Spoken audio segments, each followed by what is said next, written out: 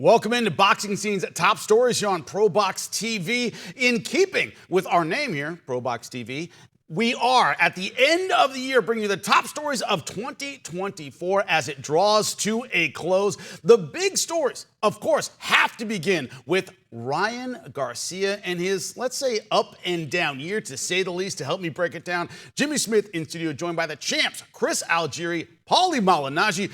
Chris, let me start with you. There's so many ins and outs to this story. It's almost hard to figure out where to start. But Ryan Garcia, of course, defeating Devin Haney in a big upset, bizarre behavior before the fight, and then afterward testing hot for Austrian. Now, we don't know what his future might bring, but in a sense, he's hotter than he was before Devin Haney. You can call it a no contest, still a crushing defeat. Don't know where he's going to go. To you, what is the big story here, Chris? I mean, I think the big story here is that Ryan Garcia is a big story, whether it's positive or negative. The guy he moves the media needle. And leading up to the fight, yes, a lot of strange, bizarre behavior, going out fight week. Walking on stage with a beer bottle, whether there's beer in there or not, is arguable. But still, just the idea that he said, "I didn't even train for this. I'm just going to show up. I'm gonna beat this guy's butt no matter what." And and then he goes on and he actually does that. Well, first of all, he misses weight by 3.5 pounds. It didn't really seem like he tried all that much. Goes out, takes the slap on the wrist, takes the fine for not making the weight. And then goes out there and proceeds to put on a very powerful, destructive performance against Devin Haney. Drops him 3 times. Ends up winning a close fight. But, I mean, he did a tremendous amount of damage to Devin Haney in that fight, and really launched himself into superstardom at that point. His other big fight prior to that was against Gervonta Davis. He was very underwhelming in that fight. He got dropped early on with a left hand to the head, and he got finished with a body shot. A lot of people said that he quit in that fight. So he's like the phoenix rising from the ashes when it came to this situation. He had a lot of negative press leading up to it, but at the end, when the smoke cleared, the guy's as popular as ever. Paulie, when you take a look at the other side of it, Devin Haney losing, people tend to forget it was a close fight, but you remember the knockdowns. You remember the power of Ryan Garcia. The damage to Devin Haney, more to the reputation or more physically? He did take some hard punches in that fight. Which is the bigger end to you? He's young. I think you can come back from physical beatings, but the reputation, it's weird. We live in a social media era, and it's funny. I've seen comments on social media where, they talk about Ryan knocked out Devin Haney when it wasn't a knockout, but the optics of social media combined with a moronic IQ level on the average of people on social media tends to shift the needle in a way where, the convincing of something that may not be true or may only be partially true can become true. If it's what's that saying that they say, perception is reality. Yeah. If it's perceived that way, then it becomes reality in a way, because that's what everybody thinks is real. The truth is perception is not reality. But regardless, there is a saying that says perception is reality. Just because everybody believes something doesn't make it true. Well, that's the Mandela effect, right? Yeah, like you've got that idea in your mind, exactly. something happened that didn't happen. Yeah, it's a weird psychology, but nonetheless, it kind of applies here, where you have this. It has affected Haney's image in a negative way. You can see it by the social media backlash, the social media uproar and whatnot. It has affected Ryan Garcia's image in a positive way. Again, I do think that you have to consider the generally lower IQ standards of the general public today in order to have a public and a fan base that says that that completely obliterates and indemnifies Ryan of the failed drug test and doesn't even consider that when it comes to the result of that fight. But again, this is also the same crew of people, the same humanity that is driving social media, right? So this is where you're kind of going to create your buck, your bottom dollar.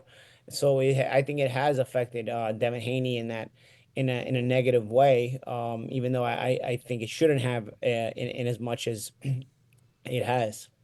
Now, the idea that Devin Haney has not fought since the no contest, now officially to Ryan Garcia, the question is his future. Chris, he's turned down money for fights this year since that loss. This idea that he needs to get back on the horse and show people he's still relevant or still a factor in his weight class. What's your thought about that, about the pacing, about the return for Devin Haney? Well, I think there's been a number of factors with that. One, I mean, he took a tremendous amount of damage in that fight. He was dropped 3 times. He got hurt and concussed throughout the fight several times. So I think recovery is probably a good idea. Take some time away from the ring. Champ made the point that he's young. He's going to recover. I do believe he will be champion again. I do believe he can reach or at least get close to the heights that he was before. You know, he was undisputed at 135. You know, he has a lot of career left in him. So I don't know if taking some time, some extra time off is the worst thing in the world. A lot of guys after their first losses take a year off, even when they don't have really tough fights the way that he had. But also I think the landscape of the division at 140 pounds is a tricky one. It's a slippery one. It's a shifting one. It's constantly changing face. 6 months ago it was an entirely different division. We had different champions. We had Matias, who was looking like a world beater, and everybody was talking about him. He was the boogeyman in the division. Liam Powell wasn't even talked about. He became champion by beating Matias. Then he just got beat by Richardson Hitchens, another guy who was looked at more of like a prospect 6 months ago. 6 months ago, Isaac Cruz was a world champion. Now Rayo Valenzuela is a champion by knocking off Cruz and doing it quite easily.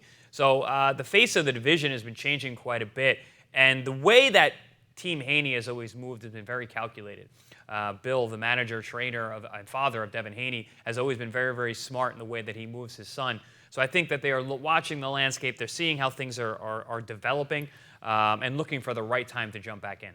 When you look at it in terms of talent, Paulie, Ryan Garcia, despite what you could think about him and his behavior, certainly a guy with a lot of talent, a lot of physical ability. But we saw around the Devin Haney fight, and certainly since is that inconsistency. Greatness requires consistency. It requires discipline that it doesn't look like he has. What would it take for you to believe that he can not just make a lot of money, not just be big on social media, but be a champion who holds a title for a while? What would it take for him to convince you of that after all this that's happened?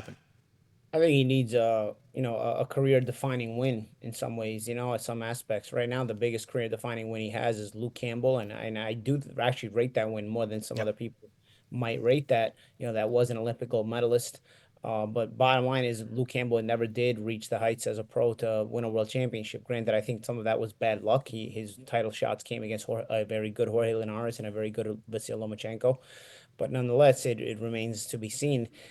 Can Ryan Garcia actually beat a championship caliber fighter, or is he going to remain on the fringe? I think to live up to the hype and the expectation, you have to start winning at that level. Ryan Garcia has sort of gotten him. Usually, I call it you have to get into the room. You have to open the door and get into the room with a big win. Ryan Garcia has put himself into that room through social media popularity. It's unprecedented in other generations that a guy without a key win would be in this room where there is all this money to be made and all these options there for you. But it's there. He's there, and he's done that in a calculated way through his social media presence.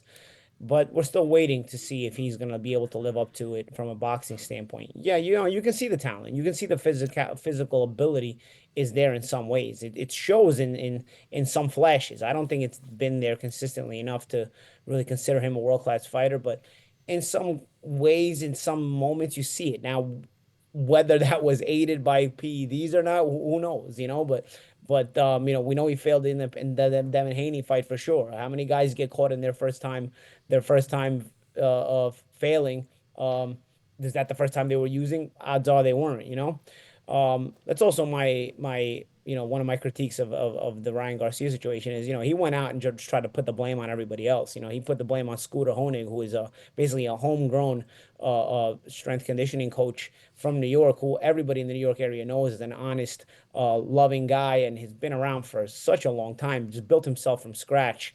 Working with some of the best fighters in the world. Even had LL Cool J as a client of his. Just was on tour with LL, keeping him in shape as well. He had grown himself to that point. And I knew Scooter for a quarter century.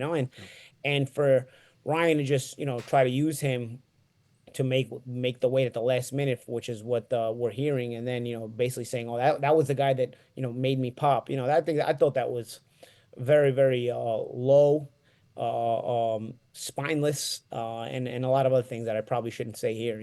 So he may be a lightning rod for popularity and a lightning rod for conversation, but I think there's a lot of character flaws in this guy. And when it comes to Devin Haney, he's got he's sort of in a paradox because he's built himself And I thought he was overhyped. I thought he was very good. The fact that I have to even explain this again is an example of the low IQ that I'm dealing with here. Because, you know, if I don't say it this way, I do get criticized. I do think he was world class. I just didn't think he was world class at the level that he was being hyped as. You know, I didn't think he was a pound for pound level fighter, Devin Haney. I do think he was a championship level fighter. I'm explaining this for the 30th time, and there will still be people that will still call me a hater. Nonetheless, I don't think Devin Haney was a pound for pound level fighter. The fact that he got himself into that mix, I thought it was another calculated move by you know, his father and his team. They worked very smart, but it did, you know, leave you with that little bit of like con artist view of it too, you know.